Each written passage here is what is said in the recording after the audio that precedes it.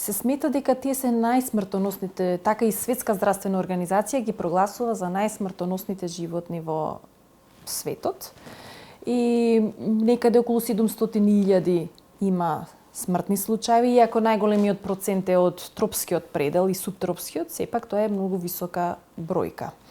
Бидејќи имаме глобално патување, миграција на населението и затоа и постои опасност нели во заразување, во пренесување на болестите и така натаму. Меѓутоа не сите комарци може да пренесат вирус. Значи тоа е една цела природа кој што нели комарецот се нахранува со заразено човек или животно, па дали вирусот ќе опстане во или ќе се реплицира, ќе се намножи во организмот на комарецот, па дали тој со хранењето кај човекот ќе го пренесе и дали кај човекот ќе опстане. Значи тоа е се закони на природата кои што овозможува каде ќе се размножат, каде ќе се развие болест или не.